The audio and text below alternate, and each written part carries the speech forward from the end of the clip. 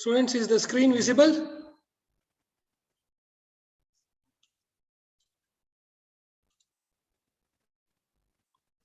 Okay, let's discuss the Bangle Sellers by Sarojini Naidu. So, based on the pre-reading activity discussion, you got to know that bangle selling is one of the customary traditions that we had in the Indian subcontinent. Okay, we got to know about the various types of bangles and the colors, various colors of bangles, and the different occasions in which these bangles were worn, especially by women. As I discussed in the previous class, in the Indian society and in most of the societies, women is portrayed as an object of beautification. So, in order to ensure that the human race gets perpetuated, so that there are marriages happening between different sexes rather than the same sex marriages. Okay, as in this is bangles are also one of the objects of beautification. Okay, and in the Indian caste system, you know that this bangle selling belong to a particular group of particular community. Okay, and about Sarojini Naidu, you got to know that she was one among the prominent freedom fighters and the topmost among the women freedom fighters. Okay, and she was hailed as the Nightingale of India by Mahatma Gandhi, considering contributions and literature as such, and she was the first women governor of independent India during that Uttar Pradesh. So let's discuss about this.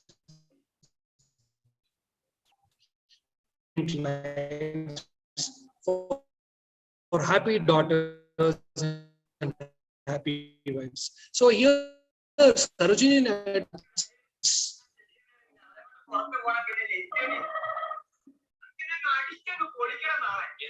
Yes.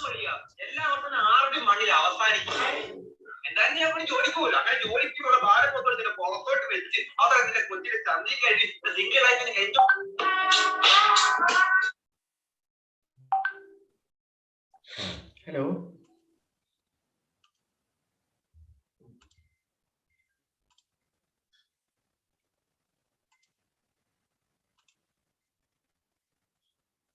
Okay. So here, Sarojini Naidu has portrayed how bangle sellers try to convince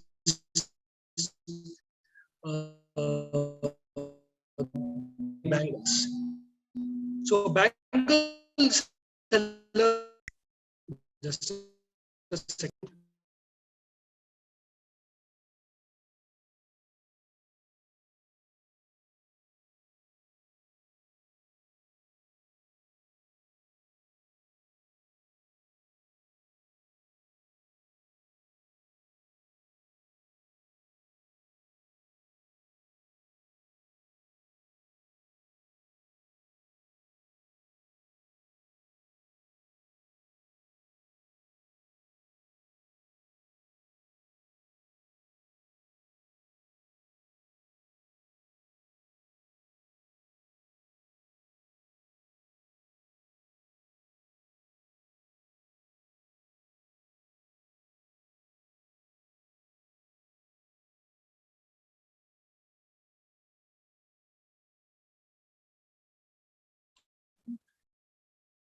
Okay, I've turned off my camera so that if there is,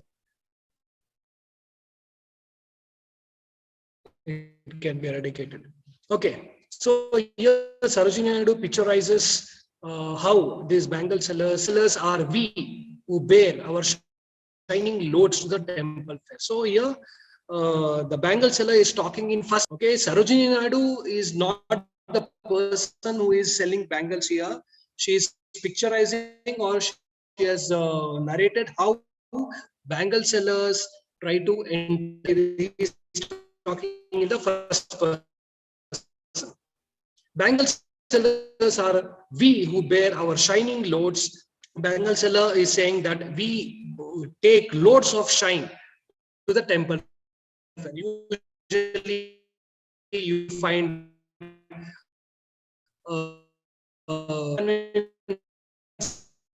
people who will buy this delicate bright circles of light. See, look at the imagery. The voice of the Bangle Sellers. There are multiple colors in this. When will these bangles have multiple colors? So bangles are depicted as circles of light, lustrous tokens of radiant lives. Means it is so bright that anybody, Bangle Seller is trying to appease men, daughters and wives will be happy. Some are meet for a maiden's wrist. Some are flushed like the buds that glow with the bloom that cleaves to the types of bangles and to whom it is meant. He's saying there are many type of bangles, and in among those, one of those is meant for the maiden's wrist. Maidens, you would have come across the term called as maiden wicket, maiden century. So a woman who is unmarried. Some are meet for maiden's wrist. Means there are particular type of bangles for unmarried women.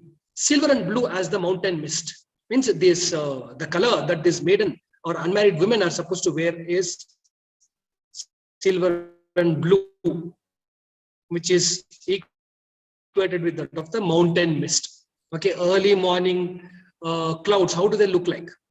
Okay, especially when you go to hill stations, you can see this, a dream on a tranquil brow of a woodland stream. So this is another description of bangle. So one bangle is meant, one type of bangle is meant for unmarried women.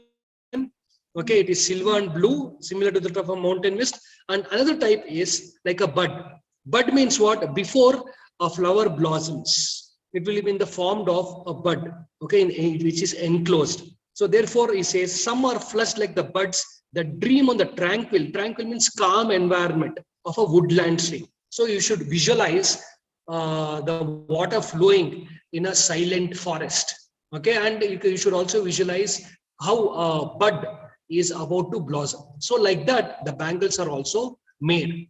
Some are aglow with the bloom that cleaves to the limpid glory of the newborn leaves. So one type of bangle is like a bud, and other type of bangle is like a blossom leaf or fully grown out leaf. Some are aglow with the bloom that cleaves to the limpid glory of a newborn leaves. Some are like fields of a sunlit corn, meet for a bride on her bridal morn. So here you got to know about one type. Okay, generally in the first stanza he talks about the bangles in general. Next he moves to the particular specific bangles. Okay, one type of bangle that he mentions is that of the bangles silver and blue color, meant for the unmarried women. And next type he talks about the bangles that are yet to blossom. It is in the form of a bud in silent forest. And then he says there are other type of bangles which resemble a fully blossomed leaves. Then next he moves on to saying that some are like fields of sunlit corn, meet for a bride on her bridal morn. Okay, means what? Corn appears to be yellow, sunlit corn, meet for a bride on her bridal morn. Morn here refers to morning. So I hope you are aware of this customary practices of haldi shastra during Indian marriages, especially Hindu marriages. Some are like fields of how does this cornfield appear? Yellowish, right? Similarly, he is talking about the yellow color bangles. Okay, he says these yellow color bangles which resemble the sunlit corn, means bright morning in a what do you say, cornfield. Meet here refers to meant for. Meet for a bride on her bridal morn. It is bridal morning. Some like the flame of her marriage fire. So you have this concept of Agni Sakshi concept. During olden days, we did not have this technology of photography or videography. So the primary purpose of photography and videography is to capture the happy moments of marriage, but the ultimate goal it also serves is the functional goal that it serves is it acts as a proof in the court of law. Say that this person married person A married person B on this date, and these are all appeared. Okay, so during the olden days there were no such proofs, so they believed in Almighty. Therefore, they said, in the bearing the Lord Agni as the witness, I am marrying you. Okay, that is called as Agni Sakshi. Therefore, they say he says some bangles are that of the Agni Sakshi color. Some like the flame of her marriage fire, or rich with the hue of her heart's desire. See, look at this. He's talking about various. He is describing various types of bangles and linking it to women. He says one type of bangle resembles the Agni Sakshi fire, and next bangle refers to the or resembles the desire that the woman has. See, usually they say the woman is full of is brimmed with desire on her marriage fair. They say woman is the bride is the most happiest person on the day of her marriage, because our Indian tradition or Indian mentality is especially for women is oriented to such an extent that the ultimate purpose of a girl is to get married. That is like a final goal. First you get married and then you do whatever you want. So that is the ultimate goal of a woman's life. That's why he says, or rich with the hue of her heart's desire. One type of bangle resembles the Agni Sakshi Kala, and other type of bangle resembles the desire of the woman on her marriage day. Tinkling, luminous, tender and clear, like her bridal laughter and bridal tear. Okay, or rich with the hue of her heart's desire, tinkling, luminous, tender and clear. It is so, see, look at the beauty of the description. On the one hand, he is describing the beauty of the bangle, and on the other hand, he's trying to link it to the emotions of the bride. That particular bangle, which is reflecting the shining, bright, luminous means bright, tender and clear. Tender means very young, means recently prepared, and clear. There is such clarity, there are no scratches, like her bridal laughter and bridal tear. So what do you mean by, why is he bringing two conflicting emotions here? Okay, bridal laughter, a happy moment, and bridal tear, a sad moment, because he's trying to say the when the bride on the day of her marriage is reflects her two emotions, true emotions. Bridal laughter because she is extremely happy, because as I told you, as per patriarchal notions, a girl is supposed to compulsorily supposed to get married. Okay, right from her day of birth, their parents, the parental mind will be to identify a suitable groom for their daughter, and that is what their entire goal of their life will be. So even if you ask any of your girls will be able to relate to it better. Okay, if you ask the parents of any girl, even today in most of the families, they say, I want my daughter to get married to a better house and see to it that her future is secured. So then you can imagine the situation then 70